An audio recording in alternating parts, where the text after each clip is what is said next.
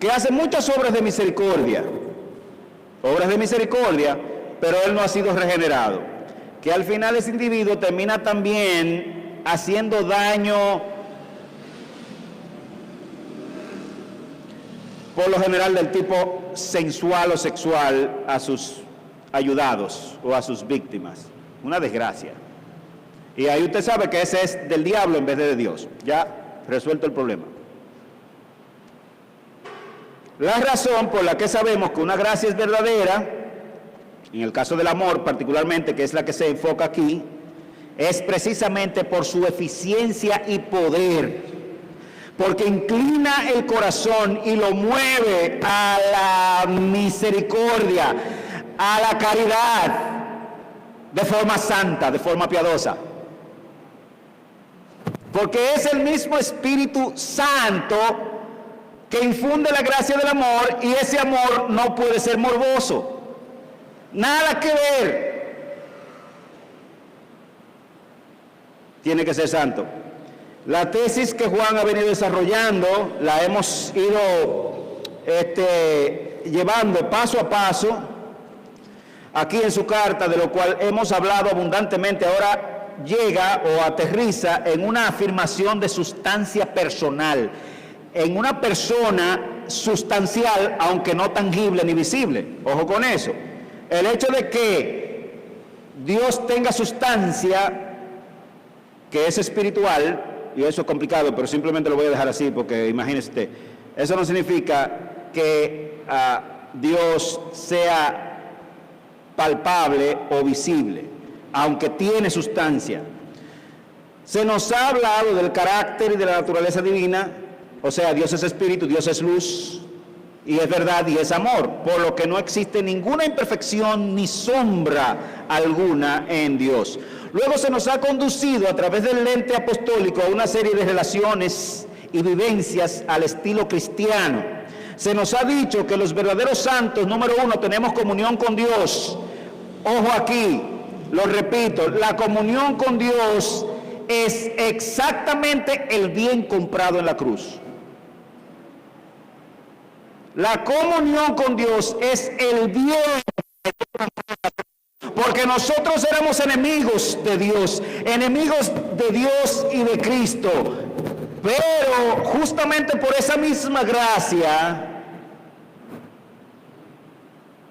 fuimos hechos amigos, fuimos reconciliados con Dios. No para el futuro o para la era venidera, reconciliados con Dios aquí y ahora. Tanto que Él abrió las puertas de los cielos para que usted y yo podamos entrar al trono de ¿qué? De la gracia de Dios. Y pedir incluso socorro y ayuda en el momento oportuno. Éramos enemigos,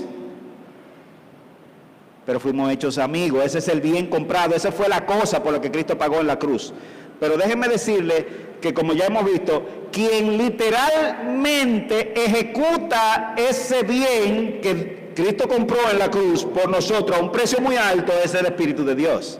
Es el Espíritu de Dios que ejecuta ese bien en nosotros. Y si el Espíritu de Dios no mora en un individuo, ese individuo no puede tener comunión con Dios, porque la comunión, la conexión entre nosotros y Dios se da justamente porque Dios, Espíritu Santo, viene en la regeneración y posteriormente en la conversión a morar en nuestros corazones, y a partir de ahí tenemos un vínculo perfecto de amor con Dios y de unión con Dios. Eso es así. Eso es lo que nos enseña esta carta de una manera muy particular. Tenemos comunión con Dios. O sea, tenemos el gozo de Dios, capítulo 1, versículos 3 y 4. Andamos en luz como Él está en luz. Según los mandamientos, guardamos sus mandamientos. Y que es lo mismo que decir que andamos en obediencia y fe. Y andamos en amor. Todo eso es un logro de Dios en nosotros. Una provocación de Dios en nosotros, una infusión divina en nosotros. Segundo, no pecamos ni practicamos el pecado, que en esencia se define como transgresión a la ley, y por tanto, pecar en esencia, en la carta de Juan, y me gusta esa definición exacta de Juan de lo que es pecado, significa literalmente odiar a Dios. Por tanto, odiar a las personas. En Juan, cuando Juan está hablando de pecado aquí, está hablando de no guardar los mandamientos, que es lo mismo que odiar a Dios o aborrecer a Dios. Si me amáis, guardad mis mandamientos. Y ellos no son gravosos, son dulces, afables y amenos de llevar, no por nosotros, por el que está en nosotros. Podemos vivir para Dios. Eso es lo que nosotros hemos afirmado aquí a través de los años, pero muy particularmente Juan lo está diciendo acá. Y acuérdense que pareciera atrevido que Juan diga, el que tiene la simiente de Dios en él no peca. Pareciera atrevido. No es atrevido, es que Juan está claro que puesto que el Espíritu Santo de Dios mora en nosotros, no hay forma de amar a Dios y amar a los hermanos. Es imposible. Es una falsedad. No tiene sentido. Y Juan ve el pecado precisamente de nuevo como el acto de no amar a Dios. Tercero, los santos hemos vencido al maligno precisamente por la comunión restaurada, por la fe otorgada y el amor infundido. Eso nos deja en una posición segura ante cualquier tipo de viento y de doctrina falsa de los anticristos. ¿Se acuerdan cuando hablamos de los primeros versículos del capítulo 4? Juan no tiene la preocupación de que porque hay muchos anticristos que han salido de nosotros y que viene el anticristo, nosotros nos vamos a desviar. Esa no es su preocupación. Él no está preocupado por eso. Él está consciente de que salieron de nosotros. ¿Por qué? Porque no eran de nosotros. Estaban con nosotros, pero no eran de nosotros. Él no tiene esa preocupación, eso no le preocupa. Él está consciente de que el verdadero creyente perseverará hasta el fin. Esa es una conciencia que él tiene en su escrito. Puede venir el anticristo, como de hecho muchos anticristos han salido de nosotros, y eso nos entristece, por supuesto, pero no nos desenfoca. En otras palabras, a pesar del cuasi absoluto control satánico de este mundo, porque el mundo entero está bajo el maligno, capítulo 5, versículo 18, los santos tenemos y tendremos victoria en Cristo. Victoria en Él. Tenemos y tendremos, oiga lo que dije, tenemos y tendremos victoria en Él. Porque incluso la muerte, si nos fuere perpetrada, es una ganancia. Si somos bíblicos, ¿sí o no? Incluso si la muerte nos fuere perpetrada, es una ganancia. Para mí el vivir es Cristo y el morir es ganancia. En suma, los santos somos piadosos y amorosos, guardamos los mandamientos de Dios, practicamos la caridad entre hermanos y aborrecemos al mundo y la mentira y las cosas del mundo, manteniendo una lucha constante contra Satanás y sus secuaces, contra el error y contra el mundo, hasta obtener la victoria final. Y seguimos en marcha, soldados de Cristo, con Él como nuestro capitán. Déjeme ilustrarle cómo luce un cristiano en medio de este mundo, de manera breve, para entonces entrar en algunos detalles en esta mañana. Y voy a ilustrarlo con una situación sociopolítica que está aconteciendo ahora mismo. Es algo parecido a lo que está pasando o lo que está sucediendo con el presidente Donald Trump y su reducido equipo en los Estados Unidos. No diciendo que Trump sea algún redimido o salvo, estoy ilustrando lo que está pasando allá con lo que le pasa a un cristiano. Pero ¿se imagina usted lo que es librar una lucha contra los más grandes poderes del imperio y del mundo? Casi una sola persona. Yo no entiendo eso, de verdad que yo no lo entiendo. La media, mire, ABC, Time Warner, que son como 10 canales diferentes y periódicos y de revistas y todo. Washington Post, New York Times, Time, Forbes, Fox News, las cadenas deportivas de los canales deportivos, todos, las grandes cadenas de televisión latinoamericana, la BBC de Londres y la serie Discovery, DW de Alemania, Disney Channel, Cartoon Network, etcétera, etcétera. Sumándole a eso lo que se llaman los Big Tech, que son MSN o Microsoft, Google, Facebook, Twitter, la ONU y sus instancias, llámese la USAID, la OMS, la OMC, etcétera, el Fondo Monetario Internacional, el Banco Mundial, Silicon Valley completo, el demócrata, que es la mitad de la gente de los Estados Unidos, y muchos dentro de la jerarquía del partido republicano, incluyendo a Bush, que se llama un excelente cristiano, pero es enemigo de Trump y del sistema actual, el sistema de justicia, tanto local como federal, los grandes líderes del partido, de su propio partido, el sistema electoral, los gobiernos del mundo, incluyendo China y la Unión Europea, etcétera, etcétera, etcétera. Literalmente es una lucha imposible de ganar, de tal manera que si pasara algo y ganase frente a toda esa maquinaria contraria, usted tiene que ver algo que no es normal ahí. Pero déjeme decirle que un cristiano es algo parecido, porque el mundo entero está bajo el maligno. El mundo entero, sus sistemas, todo lo que existe está bajo el maligno, y nosotros estamos aquí y declarando victoria. Increíble. Tiene que ser de Dios. El punto en todo ello debe conducirnos a ¿cómo? ¿Cómo es posible? ¿Cómo es posible? O sea, ¿cómo puede un pecador, que lo es por naturaleza, como usted y como yo, desde que fuimos engendrados, porque en pecado nos concibió nuestra madre, ¿verdad? Y en pecado fuimos formados, como dice el salmista, guardarse del pecado? ¿Cómo podría? Ojo con eso, es el cómo aquí lo que vale ahora mismo. Hasta el punto de que las acciones pecaminosas ni aún se nombren entre nosotros como conviene a santo, Efesios capítulo 5, versículo 3, que ni aún se nombre entre nosotros. Y aún más pregunto, ¿cómo puede una persona marcada por el orgullo, el hedonismo y la autosatisfacción por defecto de fábrica, como nos pasa a los seres humanos, amar como Cristo nos amó y se entregó a sí mismo en ofrenda y sacrificio por nosotros? ¿Cómo puede ser eso? ¿Cómo puede eso ser posible? ¿Cómo puede suceder? E incluso ser un imitador de Dios como hijos amados, Efesios capítulo 5, versículo 1. Piénselo, es una locura, es un imposible. A menos que Dios haga algo superpoderoso en ese corazón.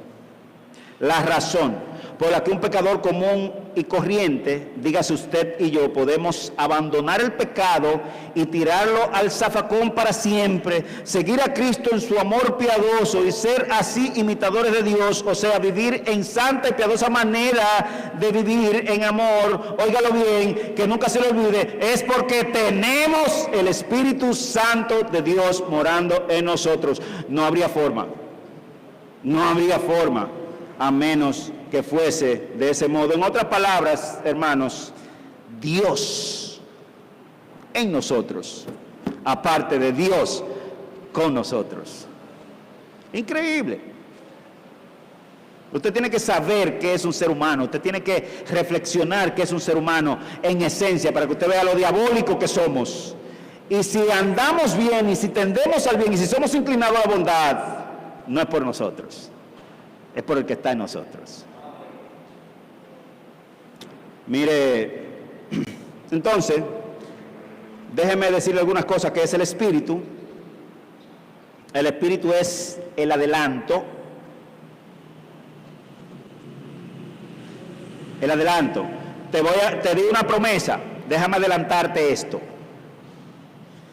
El depósito o la garantía del bien comprado. ¿Cuál es el bien comprado que dijimos? La comunión con Dios. No solamente en el futuro, pero ahora, porque éramos enemigos de Dios, pero ahora amigos, justificados pues por la fe, somos amigos de Dios.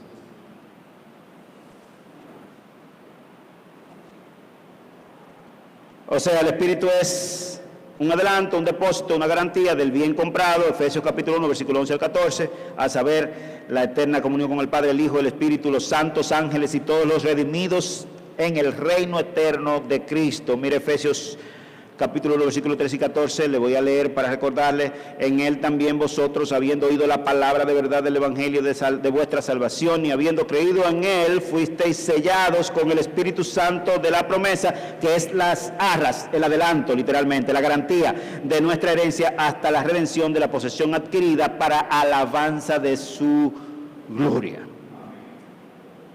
Segundo, el Espíritu es la simiente o la semilla santa que germina, crece y fructifica. Primera de Pedro capítulo 1, versículos 22 y 23. Agárrese bien para que no se caiga con este texto. Agárrese bien para que no se caiga. Mire, lo voy a leer detenidamente, suavemente, con el énfasis debido. Dice: habiendo purificado él sus almas para la obediencia a la verdad. ¿Para qué fue Dios purificó nuestras almas? Para obedecer la verdad, mediante, oiga, ¿cómo lo hizo? El Espíritu, para, o sea, el resultado, el amor fraternal no fingido. Amémonos unos a otros entrañablemente de corazón puro. Siendo renacidos, lo mismo de, ¿verdad?, de haber sido purificado, no de simiente o de semilla corruptible. Vino un enemigo y sembró una mala semilla. No, esta fue buena. Esta no es una semilla no corruptible, nunca deja de ser, es perpetua, sino de una semilla incorruptible por la palabra de Dios que vive y permanece para siempre. Eso es lo que ha hecho el Espíritu. Es una semilla no corruptible, una simiente que ha purificado nuestras almas para la obediencia a la verdad y para el amor fraternal no fingido por el Espíritu, o sea, por esa misma semilla, por esa palabra. Por lo tanto, amémonos entrañablemente de corazón puro los unos a los otros. Un texto para caerse. Lo tercero es que el Espíritu es árbol de vida. No voy a leer ningún texto en particular, dado para la sanidad de las naciones.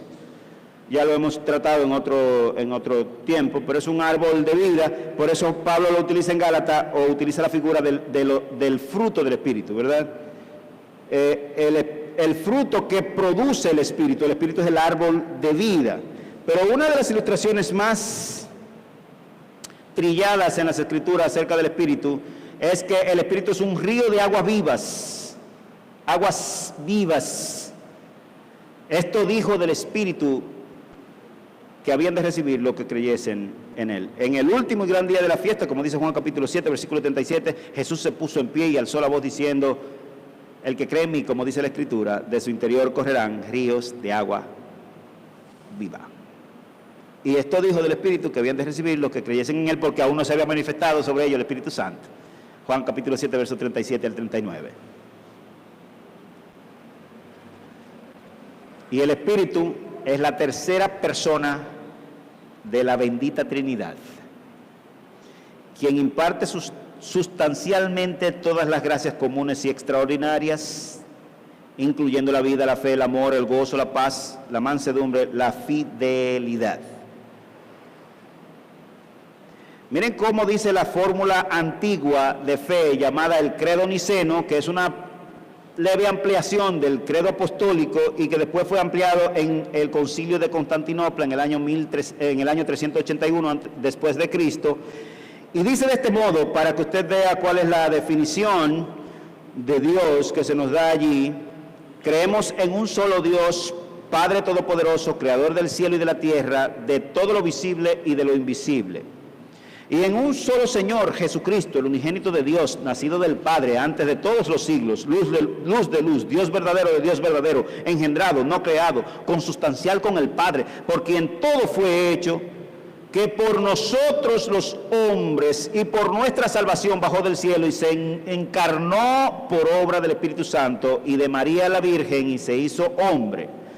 Por nuestra causa fue crucificado en tiempo de Poncio Pilato, y padeció y fue sepultado y resucitó al tercer día según las Escrituras y subió al cielo y está sentado a la derecha del Padre y de nuevo vendrá con gloria para juzgar a los vivos y a los muertos, y su reino no tendrá fin. Y creo en el Espíritu Santo, Señor y dador de vida, que procede del Padre, que con el Padre y el Hijo recibe una misma adoración y gloria, que habló por los profetas. Sin embargo, el credo se quedó un poco corto cuando se trató de definir la persona del Espíritu Santo. No que está mal lo que está ahí, es que se quedó corto. ¿Por qué quedó corto el credo? Porque es cierto que el Espíritu Santo es el dador de la vida, ¿verdad? El Señor de la vida, como menciona allí, y que recibe gloria igual que el Padre y el Hijo, porque es Dios. Y sobre eso el Espíritu hace morada en los creyentes. Yo quería ver eso en el credo apostólico, que ese Espíritu de Dios hace morada en los creyentes e imparte todas las gracias comunes y salvadoras más allá de la vida misma. No que la vida no sea extraordinaria, ¿verdad? Claro, sin vida no hay existencia, pero aparte de la vida normal y común que imprime el Espíritu Santo en el corazón, Él también imparte las gracias salvadoras. Llámese el amor, llámese la fe, llámese la bondad y todo lo que es bueno en el hombre viene de Dios. Todo don perfecto viene del Padre de las luces. En otras palabras, el Espíritu que hemos recibido, que es la promesa del Padre y del Hijo, a través de quien tanto el Padre como el Hijo hacen morada en los santos, según nos explica Cristo en Juan capítulo 14, aquí y ahora, es tanto la garantía y el depósito del bien comprado, es decir, de la comunión con Dios, como la simiente que fructifica todas las gracias ordinarias y extraordinarias. Y el río de agua viva que propicia y garantiza que las gracias espirituales sean eficientes en su ejecución o en su proceder. Hermanos, si lo que estamos diciendo es esto, si supusiéramos que el Espíritu Santo de Dios nos echa el amor, ¿verdad? Te eché amor, nos echa la fe, nos infunde, echa bondad y todo eso, y Él se fuese y dejase esas cosas ahí, no funcionarían. No funcionarían. En esto conocemos, dice nuestro texto, que permanecemos en Él y Él en nosotros, en que nos ha dado de su Espíritu. De forma concluyente, en cuanto a la proposición de este texto y de esta doctrina, lo voy a decir de este modo. La única razón y causa eficiente de las gracias en sus receptores, o sea, en aquellos que la poseen, que puede ser tú, que soy yo, es el Espíritu Santo. No hay eficacia si el Espíritu Santo no está ahí. No existe, no puedes amar, no puedes creer, no puedes ser bondadosos, no puedes experimentar el gozo, no puedes experimentar la paz que sobrepasa todo entendimiento. Las gracias, que son principios divinos, no operan poderosa y eficientemente debido a un poder intrínseco en sí misma. Ellas no son poderosas en sí mismas, ellas no son personas, ellas son cosas. El amor no es eficiente en sí mismo, como tampoco la fe, ni el gozo, ni la paz. Es más, la vida misma carecería de eficiencia si fuese abandonada y despegada del poderoso e infinito ser que la imparte, a saber, el Espíritu Santo. Por eso los malvados tienen que vivir una vida despiadada y malvada. No es eficiente la vida de los no regenerados, inclusive porque el Espíritu los ha abandonado. Esto no solo define la providencia de forma extraordinaria, porque no encontré otra manera de definirlo aquí, sino que establece la indispensable necesidad de la permanencia de Dios y de su providencia extraordinaria en nosotros, conduciéndonos literalmente a que esas gracias sean eficientes y se puedan ver cumplidas en nosotros. O sea, que es necesaria la presencia de Dios en nosotros para la existencia, la cohesión, la actividad, la armonía, la operatividad y la eficiencia de todas las cosas, los seres, los principios, las gracias, las virtudes. Si Él no estuviera, no existiría. Y claramente podríamos leer ahí Hebreos 1:3, Salmos 3:5, el Salmo 29, el Salmo 33, versículo 15, el Salmo 91, el Salmo 121:5, Isaías 40, de manera extraordinaria, Romanos 11:18, Efesios 5:29, etcétera, pero no tenemos el chance de ir paso a paso por las Escrituras para demostrar eso. Pero en suma, lo que hemos dicho, y esta es la proposición, si el Espíritu Santo no está, ninguna gracia sería eficiente, ninguna gracia funcionaría. Los seres no son inclinados eficientemente a los principios y a las gracias espirituales por meramente llegarles a entender o si se pudiera poseerla en sí misma. El Espíritu mismo ha de hacer morada en nosotros para amar, para ser santos, para creer, para perseverar, para vivir gozosamente, etc. Por eso es que los apóstoles no tienen ninguna dificultad en declarar la victoria nuestra. Y por eso es que los apóstoles y profetas no tienen ninguna dificultad en asegurar el gozo nuestro. Y que nos amaremos los unos a los otros con amor entrañable. Ninguna dificultad. Ellos son osados al comunicárnoslo. Ellos dicen, así será, así está siendo, así es. Yo lo estoy viviendo, en mi vida es como si estuvieran diciendo lo que yo lo estoy viviendo. ¿Por qué yo lo estoy viviendo? Porque yo tengo la persona que provoca, que inclina, que hace eficiente esas cosas. O sea, para la existencia, de nuevo, la cohesión, la actividad, la armonía, la operatividad y la eficiencia de todas las cosas, los seres, los principios, las gracias, las virtudes, etcétera, es absolutamente necesario la presencia de aquel que imparte tales gracias en ese ser o en esa cosa, pero en este caso nosotros. ¿Cuál es el problema y cuál es la dificultad con esta afirmación bíblica de que nosotros, versículo 13 del capítulo 4, que en esto conocemos que permanecemos en Él y Él en nosotros, en que nos ha dado su Espíritu? Hermano, el problema es, ¿de qué color es el Espíritu? ¿Cuánto pesa el Espíritu? ¿Qué forma geométrica tiene? ¿Puntiagudo o cuadrado o triangular? Si le pusieron un termómetro, ¿cuál es su temperatura? Las gracias también carecen del mismo asunto, ¿de qué color es el amor? Rosa. ¿Cuál es el volumen del amor? Si buscaras una cinta, ¿cuánto mide de ancho, de largo, de profundo? Pero porque no lo podemos mesurar o medir, e incluso palpar y sentir, no existen.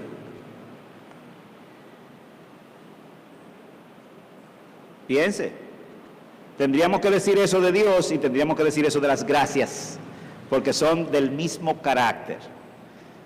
Dígame de qué color es el amor, dígame de qué ropa está vestido el amor.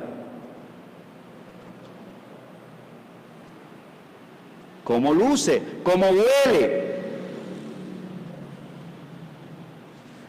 Entonces no podemos volcarnos en pensamientos tontos.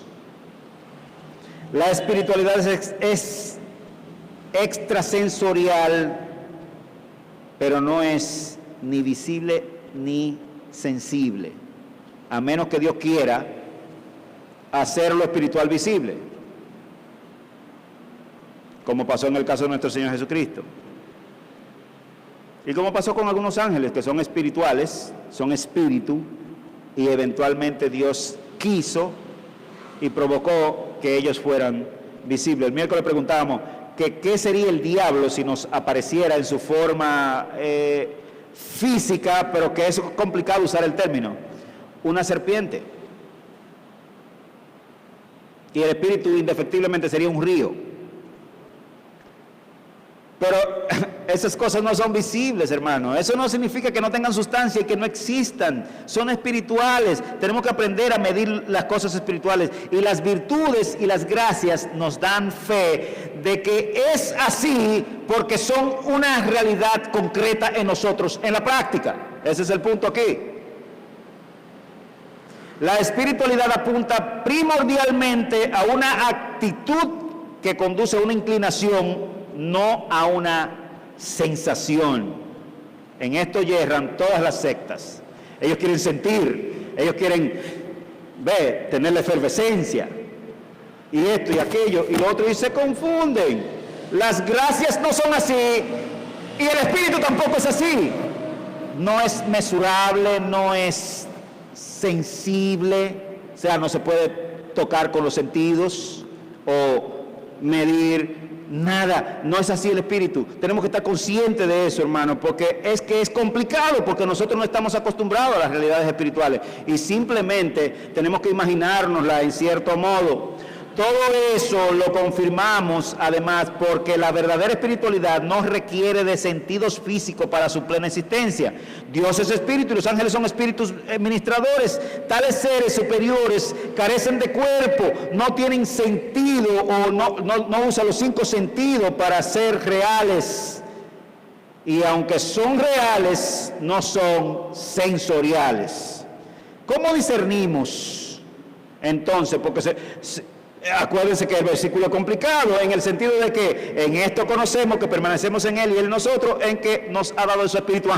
Y entonces, porque ni lo puedo medir, ni lo puedo sentir, ni lo puedo oler, ni le puedo medir la temperatura, ni puedo saber de qué color es, nada, porque no es sensorial. Entonces, ¿cómo lo hago? Y nosotros dijimos la semana pasada que el amor mutuo entre hermanos es la relación más pragmática que confirma la habitación o morada de Dios en una persona. O sea, la gracia, el amor es eficiente, es verdadero, aterriza en la práctica. Y segundo, es imposible amar verdaderamente, o sea, tener el principio del amor divino impulsando las acciones del creyente sin que el Espíritu habite en nosotros. No way, no hay forma. Por eso, cuando usted ve que Pablo define el amor en 1 Corintios 13, es una definición complicada, porque él simplemente se basa en cosas que pueden suceder o cosas que suceden por tenerlo. El amor verdadero no es envidioso ni jactancioso, se goza de la verdad y de la justicia, pero no se goza de la mentira, todo lo cree, todo lo sufre, todo lo soporta, es benigno, etcétera, etcétera. ¿Cómo te lo defino? Es en las acciones. Así que, hermanos, habiéndosenos acabado el tiempo en esta mañana, yo creo que podemos llegar a algunas conclusiones. La prueba primaria y más sencilla para saber si el Espíritu y por tanto el amor verdadero habitan en nosotros es precisamente el amor apasionado a la verdad y a la justicia. ¿Se goza de la verdad y de la justicia? El amor apasionado a la verdad y a la justicia. Esa es la primera prueba de saber que el amor verdadero mora en nosotros y por tanto el Espíritu de Dios. Un amor apasionado a la verdad, no a la verdad por ser verdad en sí misma. Claramente la verdad común o regular, científica, tiene un valor, pero aquí nos estamos refiriendo muy particularmente a la esencia de la verdad, que es el Evangelio, que es Cristo. Un amor apasionado a Cristo. De lo metafísico o simplemente mental de tales realidades y principios activos habitando en nosotros, habrá un descenso eficiente a la caridad y a la piedad. Así se mide. Nos referimos al amor, a la verdad en general. No obstante, la verdad en particular es Cristo. Juan capítulo 14, versículo 6. Por lo que al hablar aquí de la verdad, en esencia nos referimos al Evangelio de Cristo. ¿Amas a Cristo? El Evangelio es como si fuera un manjar delicioso cada día a tu alma y a tu pensamiento, o ni siquiera sabes si tienes alguna pasión o algún gozo por las cosas del Evangelio. Los que son de Dios, las palabras de Dios oyen. De hecho, hermano, el hecho de que estés aquí en esta mañana es un buen síntoma. Porque es justamente esa una de las causas principales por las que los santos van a la congregación. No es simplemente porque hay un mandamiento y ya.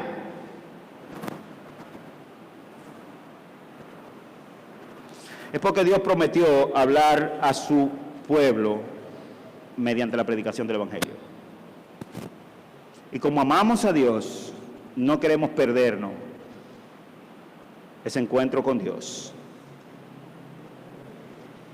La prueba del verdadero amor es una de lealtad a Cristo conforme a sus mandamientos, que comprenden tanto la justicia, ¿verdad?, los mandamientos, la ley y los estatutos, como la verdad pura, la palabra misma, el Evangelio en esencia, que en una ocasión que predicamos aquí, hablamos de que el Evangelio es una persona, pero el Evangelio también es declarativo y que se resume literalmente en que Cristo murió por nuestros pecados conforme a las Escrituras, fue sepultado y resucitó al tercer día. Eso es el Evangelio.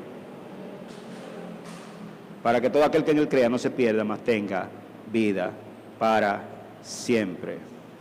Un creyente ama, el que no ama no es de Dios, porque Dios es amor, y el que ama a Dios, sus mandamientos guarda.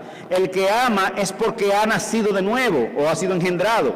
El que ha sido engendrado no peca porque esa simiente santa permanece en él. La muestra de ese amor es el amor a los hermanos.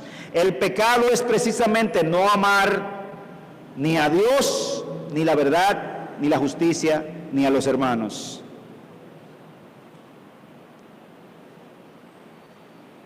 ¿Cómo nosotros podemos aplicar esto y cómo podemos verlo en nosotros? Concluyo de este modo. La gracia, hermanos, la operación divina, que se evidencia externamente en la conversión y en el arrepentimiento para vida, es evidentemente poderosa y eficaz en virtud de aquel que ejecuta la operación y que comienza a morar en los creyentes, que se llama el Espíritu Santo. Si no, no hubiera...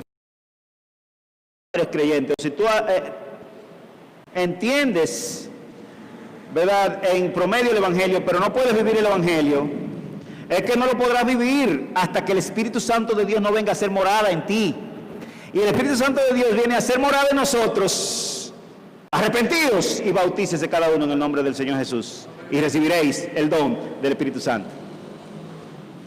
No podrás, intentarás todo lo que puedas, quizás lucharás con todas tus fuerzas y harás todo lo posible por ser exactamente, hacer eso que Dios manda, pero no podrás, no hay manera. No existe la posibilidad, no existe posibilidad alguna de vivir para Dios, de amar a Dios, la verdad, la justicia, a los hermanos, sin el Espíritu. Entonces, los amados y elegidos de Dios, al oír el Evangelio de Cristo, son llamados eficientemente por el Espíritu de gracia. En algunos momentos, o en algún momento inmediato o posterior al llamamiento eficiente de Cristo por el Espíritu a esa alma, habiendo esa alma recibido y oído, o recibido ojos y oídos espirituales y un corazón nuevo, como hemos discutido antes, entonces comienzan a amar esa verdad y la belleza de Cristo, y abrazan así el Evangelio en la conversión. Viniendo a partir, o viviendo a partir de entonces, de gloria en gloria y de victoria en victoria en las obras del Evangelio.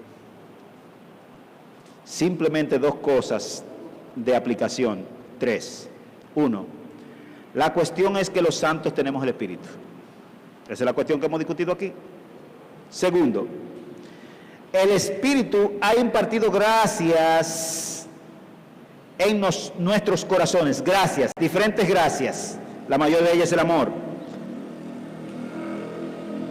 en los corazones de los creyentes, y esa gracia impartida, o esas gracias, indiscutiblemente nos conducen a la caridad y a la piedad. Nos inclinan a ello. Y así sabemos que tenemos el Espíritu de Dios. 3, toda eficacia de cualquier gracia no descansa en el regalo mismo, descansa en aquel que le imparte, el Espíritu. Y 4, no es posible tener el Espíritu, que es lo mismo que haber nacido de nuevo, haber sido transformado, regenerado, salvado, hay muchos términos, y al mismo tiempo vivir al margen del amor, de la santidad y de la caridad. Estas cosas definen la espiritualidad verdadera y la salvación. ¿Tienes a Cristo en tu corazón? ¿Vives para Dios? ¿Amas a Cristo? ¿Amas la verdad? ¿Amas el Evangelio? Si no, es el mejor momento para que Cristo venga a morar en tu corazón. Y vamos a orar con ello en mente. Si se te dificulta perdonar a alguien, casi te puedo jurar que Cristo está lejos de ti.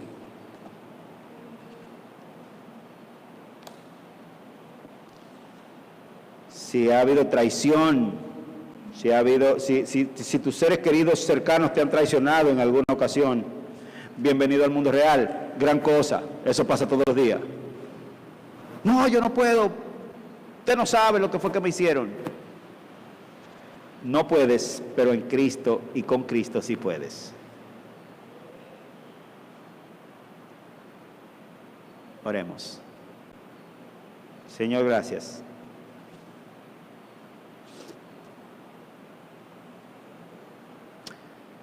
Porque de no haber sido por ti, oh Dios, de no haber sido por esa muestra no de palabra, ni metafísica, que bien pudiste haberlo hecho así, de amor, sino concreta en Cristo viniendo a pagar por nuestros pecados, nos has dado la más grande muestra de amor que jamás puede ser dada.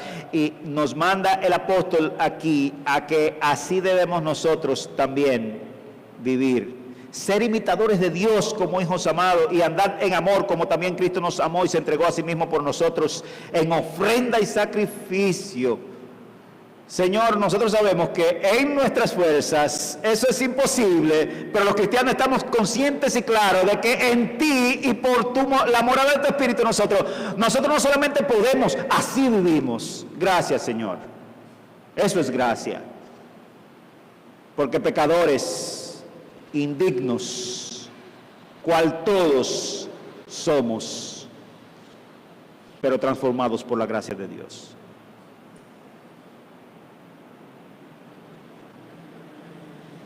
Ayúdanos a comprender estas cosas y a vivir por ellas,